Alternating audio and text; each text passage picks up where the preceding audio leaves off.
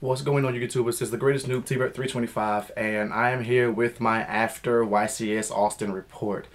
Now, most of you actually know that Monday was my birthday, and I'm gonna get into that.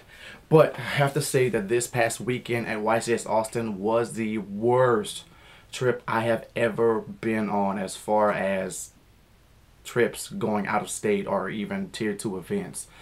It started off on Friday when I took off of work. I got a text message from my boss saying that they were mad at me.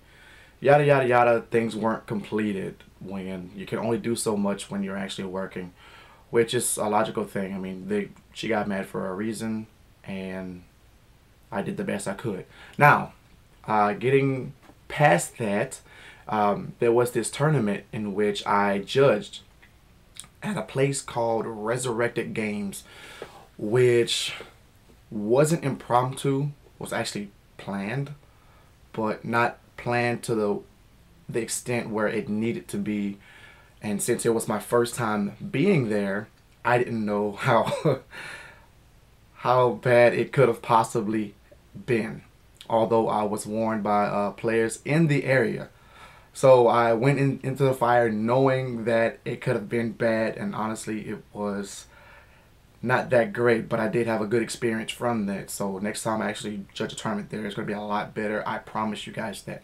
So getting on to that tournament, if you have a head judge of a tournament, his or her word is final. You have other judges for a reason, but your head judge's ruling is final, especially if they have experience. So please do not argue with your head judge. I won't get into any specific situation, but honestly it came down to something where the player had wanted to bet me $20 that he was right on a scenario in which he was playing for a top 8 position. So yeah, players don't do that. That is actually grounds for getting expelled from a tournament. You don't want to get disqualified from a tournament. Alright, so getting into my actual report. I'm not talking about anything about the YCS. It's actually more of the preparation for the YCS. It wasn't that great. I did not top. I did not get past the 3rd round. I was too tired to compete, honestly, so I dropped out 3rd round. I played my Malefics. I'm not giving you guys a deck profile because I'm not happy with it. Alright, so giving you guys a little bit of feedback on it. In any tournament that you go to, any tier 2 event that you attend, plan. Always plan. Have somebody who is your grandmaster, who's going to be the one who has it all together. Okay, that person is going to be responsible for your team. Now, however, you're not excused from being responsible yourself unless you are 12 years old, which I doubt you'll be traveling over state lines unless you're with your parent or guardian. You should be responsible for your own actions and what you do while you're there. So it's not to, let's see, get kicked out of an event, which I've seen plenty of people get escorted out of the tournament venue. So that wasn't smart. In the event that you do go to a city you do not know, pay attention to all of the signs. One of the things that I had to deal with while being in Austin was the fact that one of my friends went there, apparently saw a sign that I didn't see that said free parking. Everyone knows in a big city there is no such thing as free parking. In a place like Lake Charles, Louisiana, it's not that big of a city. It's a city nonetheless. There is free parking everywhere. In places like Dallas, Houston, Chicago, I'm guessing Seattle, Miami, I could name a whole bunch of cities. There's no such thing as free parking. So fast forward from the end of the tournament Friday night, which ended at 2 a.m., which was godsend because we were supposed to run about 7 rounds and then a top 8 cut or top 16 cut depending on what the TO had decided. that probably would not fare well just because YCS starts pretty much 8 o'clock to 10 o'clock and we'd be there till about 7. No, I'm sure you wouldn't have been happy, especially if you went there. So I congratulate everyone who participated in that tournament, who stayed alive through it and didn't lynch me. Thank you. Okay, so getting back to it, be responsible. Know and notice everything around you so that way you don't have a situation like this happening to you. Getting your car towed 2 o'clock in the morning, it would have been honestly a lot more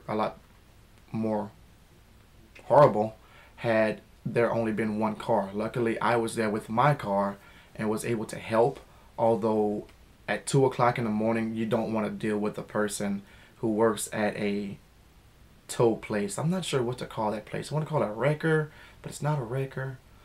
ADD, back on track. So you don't want to have to deal with these people because they are rude, they are brash, they don't want to help you. All they care about is money. Even if you have the money, they will find some other way just to make sure you don't get your car for some strange reason. Honestly, we were there for about an hour and a half to an hour and 45 minutes. Literally, I was on Facebook updating statuses and answering things just because we were there that long. It was horrible. Okay, moving forward,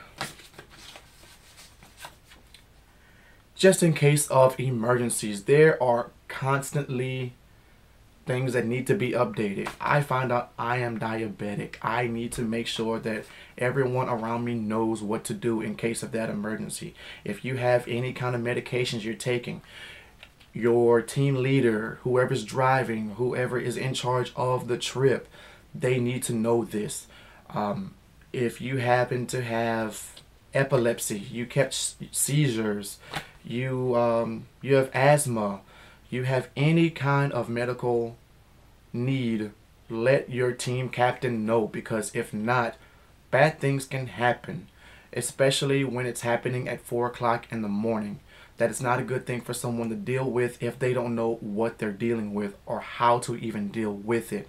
So pass on that information, and if need be, everyone, honestly, I'm gonna take a second to say, see this ICE, this should be in your phone. You should have at least 3 contacts that say ICE, which stands for in case of emergency. When you have just people's first names in your phones, that's not gonna help. We don't know who's your mother, who's your father, if they're still alive, God bless their soul. If they're not, we don't know who's your brother, your sister, your aunt, uncle, cousin, or your other guardian. We don't know these people because some people don't cross lines. All we know is that we play a card game that we share. Doesn't mean we're friends, doesn't mean that we're enemies, but we don't know enough about each other in the Yu-Gi-Oh community to actually go forward with that. So make sure that you have at least 3 contacts just in case we're faced with a situation like I was on Friday night when one of my teammates actually was catching an asthma attack. I had no idea what the heck I was doing. Luckily, Google and medical websites, I was able to help my teammate with things I actually had in my car because of the fact that I was tired. You need caffeine. I just got off of a sinus drainage, so I had Sudafed, 2 things that actually help asthma. And I'm pretty sure you guys didn't know that unless you had asthma. Yeah, I didn't know that either. So make sure that you have your ICE. And lastly, think. Every reaction has some equal yet opposite reaction.